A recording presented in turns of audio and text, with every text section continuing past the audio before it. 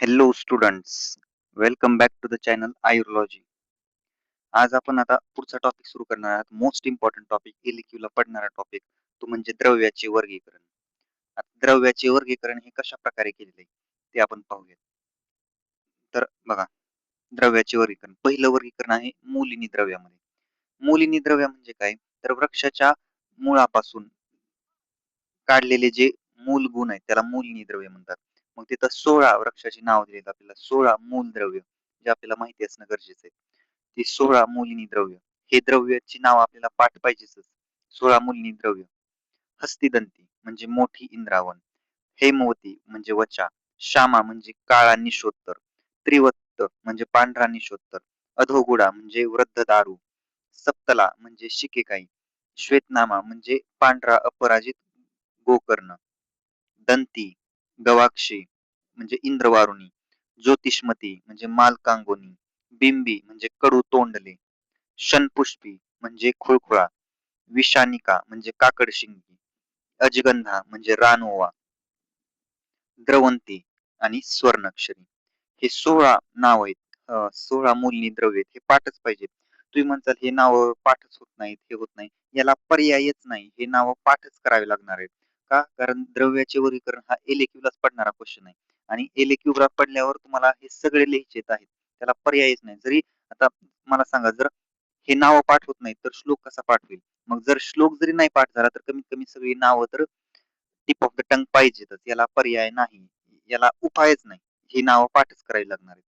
पुढचं आहेत फलिनी द्रव्य. फलिनी द्रव्य ही 19 आहेत. त्यांची काय काय नाव आहेत बघा.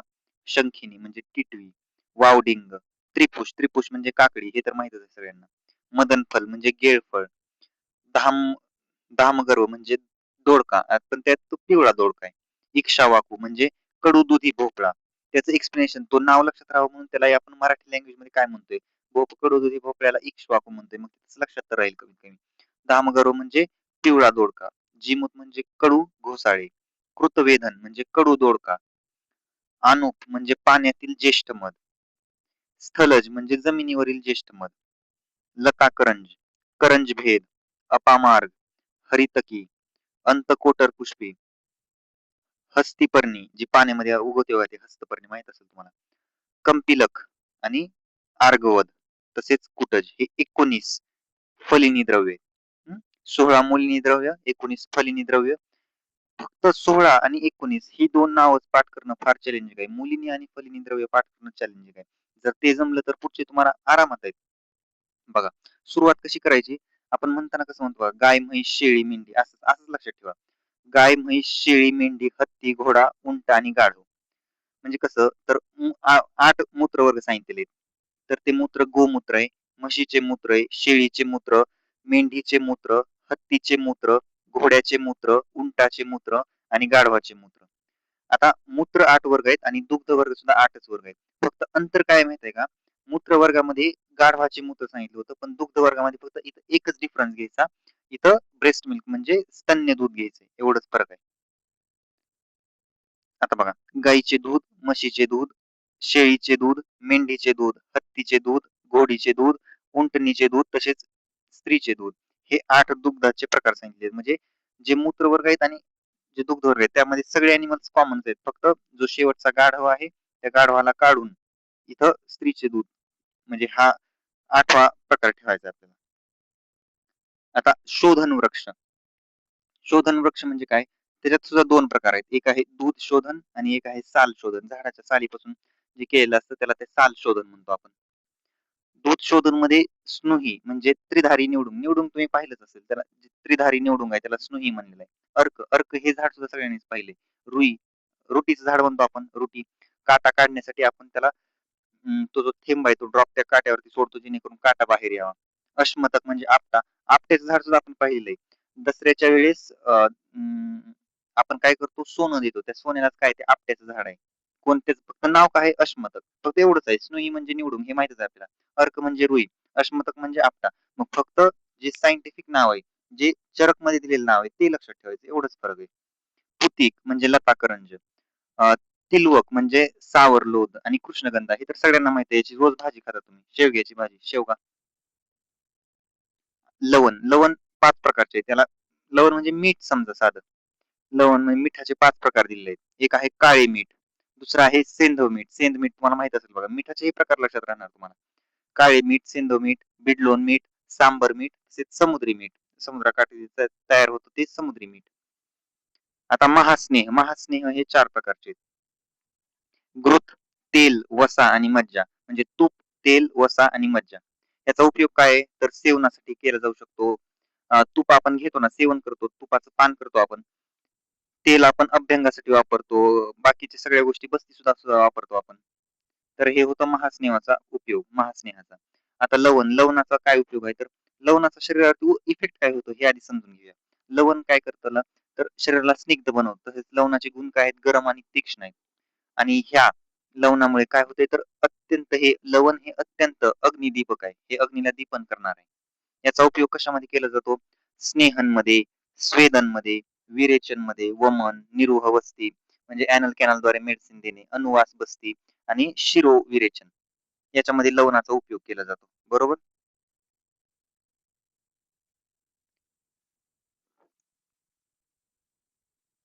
तर हे काय होते तर हे द्रव्याचं वर्गीकरण कशा-कशा प्रकारे केलेलं आहे बघा. मी परत एकदा तुम्हाला सांगतो.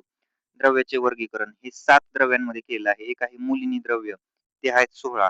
फलिनी द्रव्य ते आहेत 19. मूत्रवर्ग ते आहेत 8. दुग्धवर्ग ते सुद्धा आहेत 8च. परत आहेत शोधन वृक्ष ते आहेत 6. त्याचे 2 प्रकार पडतात. दूध शोधन आणि साल शोधन. ते शोधन वृक्ष झालं. महास्नेह 4 प्रकार, लवण 5 प्रकार. तर हे असे 7 प्रकार पडतायत. बरोबर? आता यांचा उपयोग काय आहे, कसा आहे हे आपण एकदा पाहूया.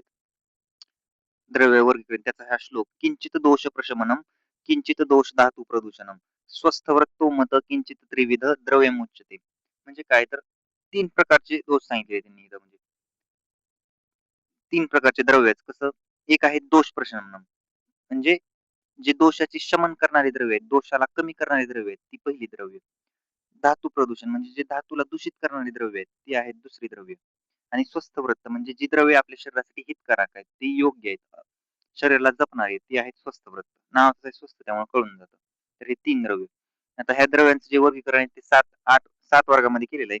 मूलिनी द्रव्य 16, फलिनी द्रव्य 19, महास्नेह 4, लवण 5, मूत्रवर्ग, दुग्धवर्ग दोन्ही 8. फक्त मूत्रवर्गामध्ये गाढव मूत्र होतं तिथं फक्त दुग्ध वर्गामध्ये बदलून स्त्री दूध करायचं एवढंच.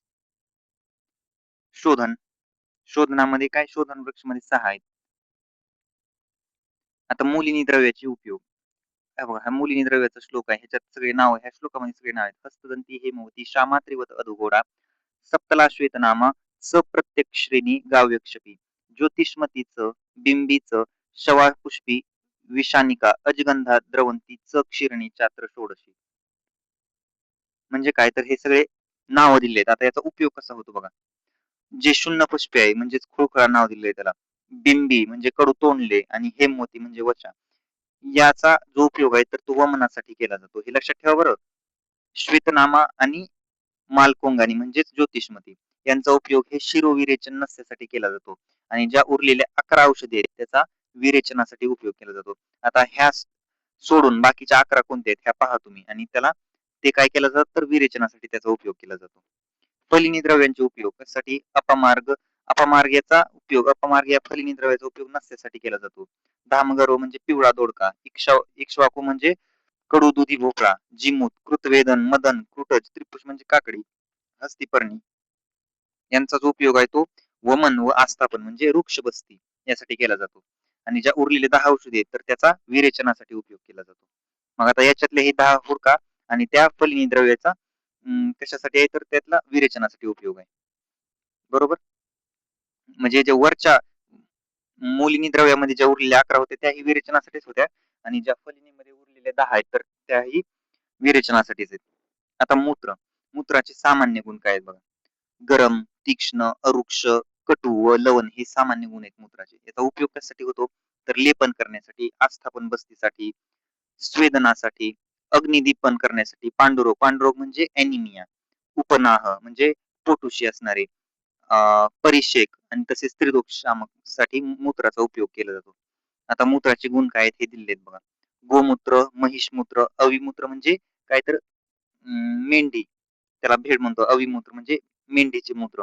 अजा म्हणजे शेळी मूत्र, हत्ती मूत्र, औष्टमूत्र म्हणजे काय तर हे कॅमल त्याला आपण काय म्हणतो उंट औष्टमूत्र. अश्वमूत्र म्हणजे काय तर हॉर्स म्हणजे घोड्याचे मूत्र. खरमूत्र म्हणजे काय तर गाढवाचे मूत्र. आता गोमूत्र, गोमूत्राचे गुण काय आहेत बघा. मधुर, दोषनाशक, तसेच कुष्ठ स्किन डिसीजला बरा करणारे. महिषमूत्र अर्श पाईल्सला बरं करणारे, तसेच स्विलिंग आणि उदररोगला नाश करणारे म्हणजे उदररोगाचा संपूर्ण नाश करणारे. तसेच अवी म्हणजे काय तर भेड, मेंढीचे जे मूत्र आहे तर ते तिक्त बिटर स्निग्ध तसेच पित्त विरोधी आहे. अजा म्हणजे शेळीचे मूत्र हे कषाय मधुर तसेच पथ्य डायजेस्टेबल आहे. त्याचसोबत हे दोषनाशक आहे, दोषाचा नाश करणार आहे. हत्ती मूत्र हे लवण कृमी आणि कुष्ठामध्ये कामी येणार आहे. औष्टमूत्र म्हणजे उंटमूत्र हे तिक्त श्वास रेस्पिरेशन मध्ये मदत करणार आहे आणि खोकल्याला दूर करणं. खोकला म्हणजे कास. अश्वमूत्र म्हणजे घोड्याचे मूत्र हे तिक्त कटू व्रण इत्यादींना दूर करणार आहे. आणि जे खरमूत्र आहे ते अपस्मार म्हणजे इपिलिप्सी तसेच उन्माद म्हणजे मॅडनेस आणि ग्रहरोगाला दूर करणार आहे हे खरमूत्र. आता याच्यामध्ये बघा जे गोमूत्र, महिषमूत्र, अवी आणि अजा मूत्र हे जे आहेत तर हे सांगितलेले की हे सहसा मादी मूत्र असावेत. आणि हत्तीमूत्र, औष्टमूत्र, अश्वमूत्र आणि जे खरमूत्र आहेत तर हे नरमूत्र असावेत असं सांगितलेलं आहे. याच्या पुढे आहे आता दुग्ध. दुग्धात आता बघा जे मूत्र ही अष्टमूत्र आहे आणि दुग्धाचेही 8 वर्ग आहेत.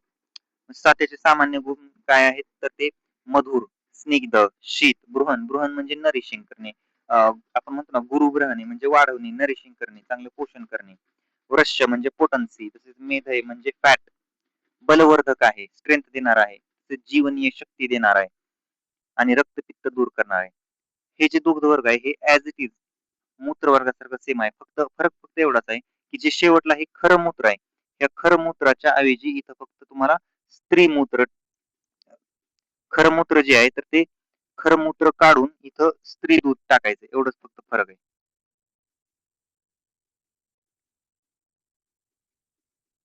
आता याचा उपयोग काय आहे बघा.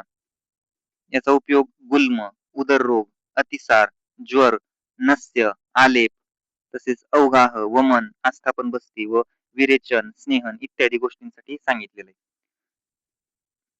एकदा क्विक रिव्हिजन आपण या द्रव्य वर्गीकरणची पटकन पाहूयात. बघा सर्वप्रथम आपण द्रव्य वर्गीकरण मध्ये 7 वर्गामध्ये द्रव्याचं क्लासिफिकेशन केले.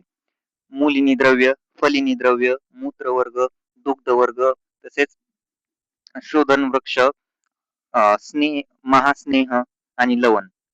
आता मुलिनी द्रव्याची नाव ही पाठ पाहिजे त्याला पर्याय नाही, कुठलाही पर्याय नाही. मुलिनी द्रव्य आणि फलिनी द्रव्य हे तर लिहूनच पाठ करावे लागतील. बाकीचे तुम्हाला आरामात होऊन जातात कारण ते काही फार छोटे छोटे सोपे आहेत. तर मुलींनी 16 द्रव्य सांगितले. कोणकोणते? हस्तिदंती, हेमवती, श्यामा, त्रिवत, अधोगुडा, सप्तला, श्वेतनामा, दंती, गवाक्षी, ज्योतिष्मती, बिंबी, शनपुष्पी, विषानिका, अजगंधा, द्रवंती, स्वर्णक्षरी हे 16 काय आहेत तर ह्या 16 मुलिनी द्रव्य आहेत.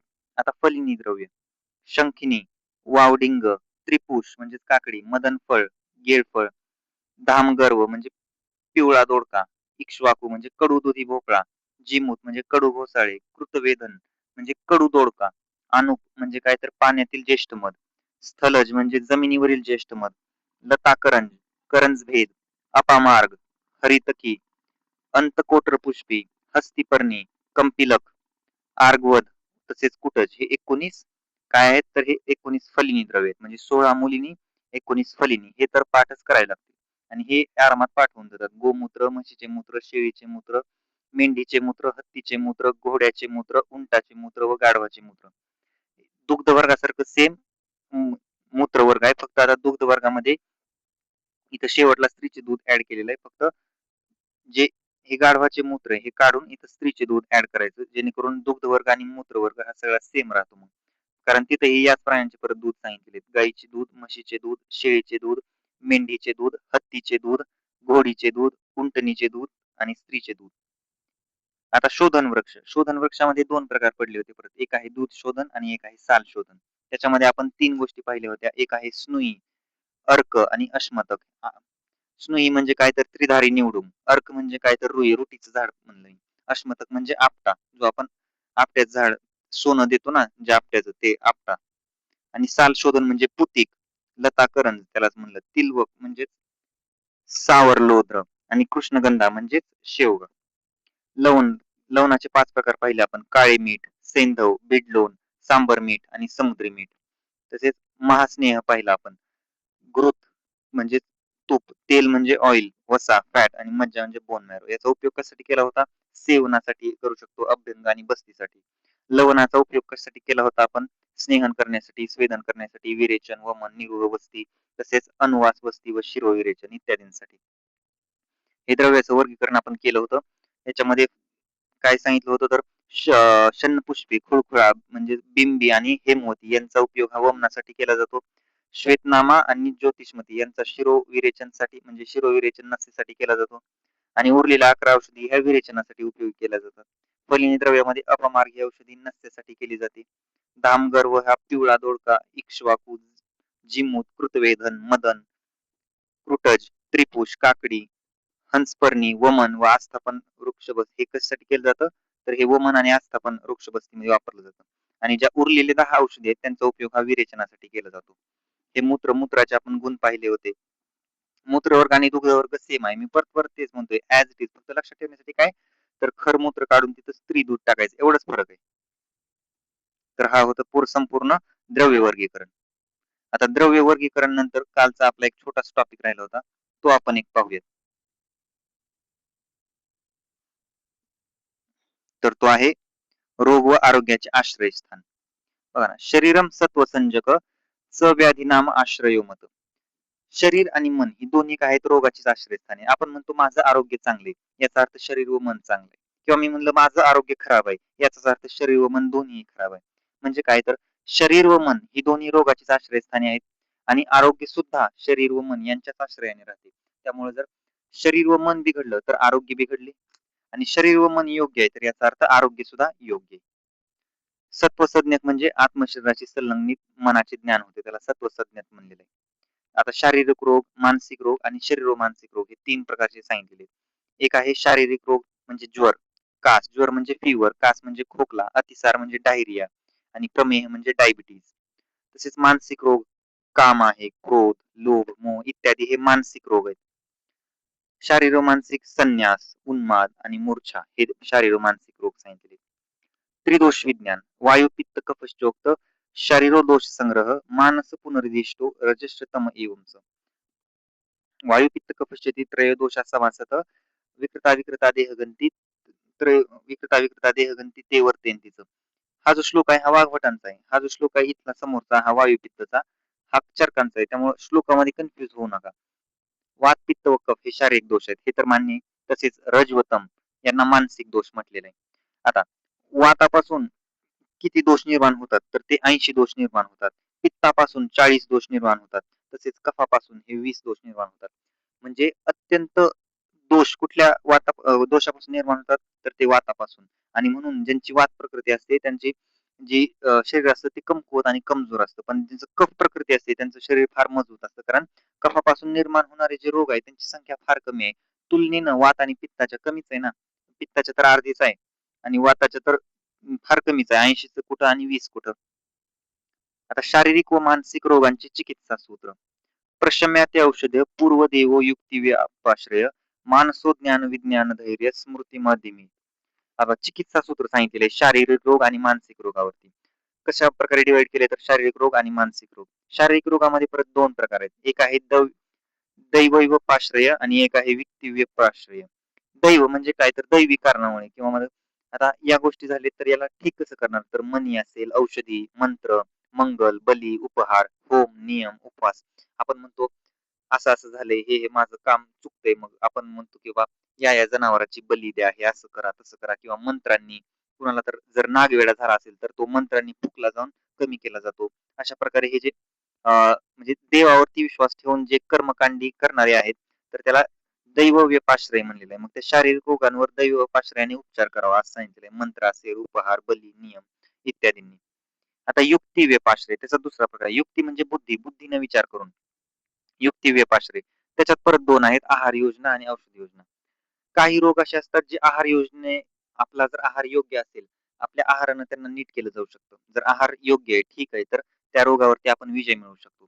किंवा काही रोगावरती फक्त आहार नसून त्याच्यामध्ये औषधाला प्राधान्य द्यावं लागतं. जर औषध आपण घेतलं वेळोवेळी, तर त्या रोगाचाही काय म्हणतो आपण नाश केला जाऊ शकतो. तर हे व्यक्तिव्यपाश्रयामध्ये येतं. म्हणजे दैवव्यपाश्रय आणि युक्तिव्यपाश्रय हे 2 प्रकार. आता मानसिक रोगामध्ये आहे सत्वविजय म्हणजे मनावरती विजय मिळवणं. मनावरती विजय केव्हा मिळवू शकता तुम्ही? जेव्हा तुमच्याकडे ज्ञान आहे, विज्ञान आहे, धैर्य म्हणजे पेशन्स आहे, स्मृती म्हणजे मेमरी आहे, समाधी म्हणजे मेडिटेशन म्हणजे तुम्ही कॉन्सन्ट्रेशन फार चांगलं बरोबर? हां.